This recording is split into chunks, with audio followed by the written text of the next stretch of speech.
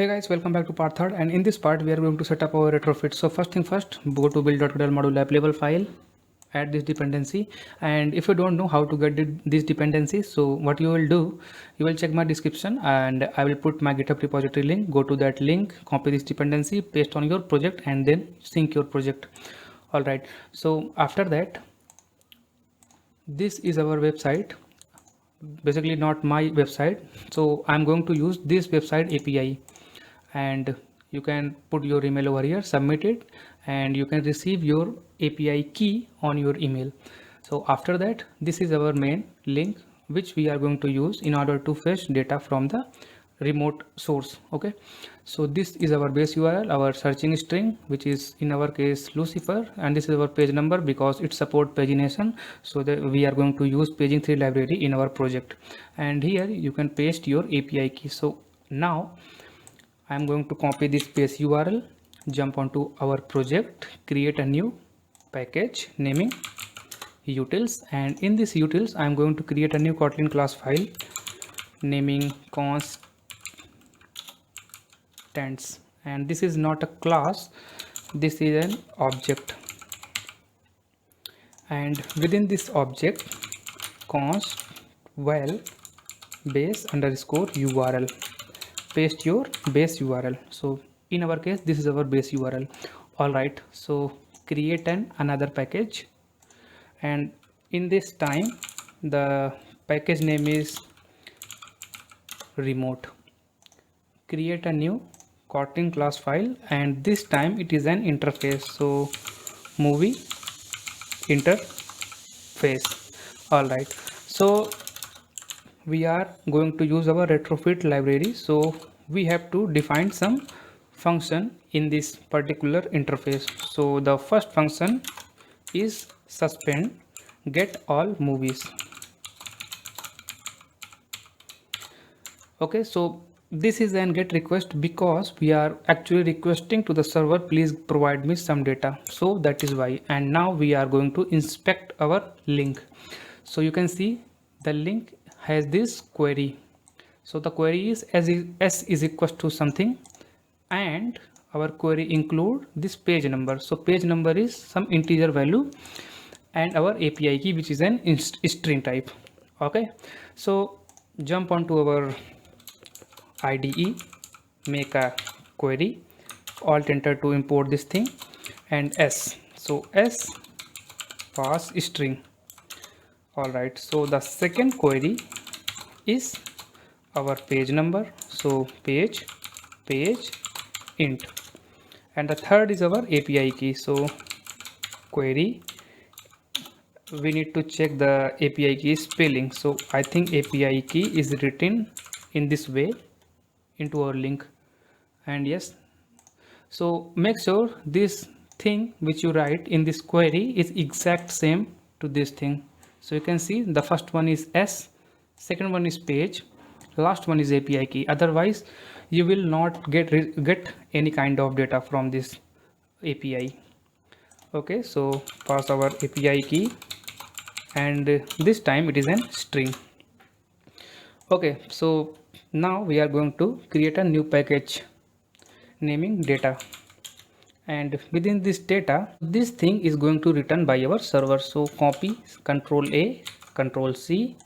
Now in our data, right click new, and you can see this extension Kotlin data class file from JSON, paste it over here, reformat it. Okay, so just click on this format and it will generate a data class for this JSON type. Okay, so now I am going to make a movie response. So movie response generate. So you can see in our data part we have movie response.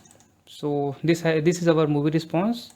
It contains a response which is a type of string, search which is a list of search, and you can say this is our search. Okay, so this is our actual list item, or you can say data which we want to show to the user.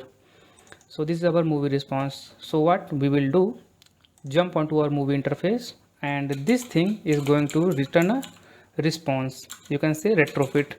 So a response will actually return me movie response. Okay, so now our get request is completed. So we are going to use this get all movies function in order to fetch data from our remote servers. Okay, so this is a basic part. So now we are going to use our DI part. So go into Hilt modules, and now we are going to use this thing. When our application start running, it will generate this thing and it will not going to generate again. So this is what this thing singleton component represent. Okay, and this module signifies that, hey Hilt, if you want to perform any kind of injection in any of the fragment or activity, so if you don't get that part, or if you don't get the object which you want to insert in this activity or fragment, check this module first. So if it is a case our object which we want to insert on that particular occasion is present in this module, then it will simply inject that. Okay, so first we need to annotate it with provide, and now we are going to create a function. So provide retrofit interface, so interface, all right, and it will return what? Our movie interface. Yeah, and the reason I am going very slow is this is a very crucial part, and if you mess up with this thing, then you can't get anything from this series. So I'm going to return.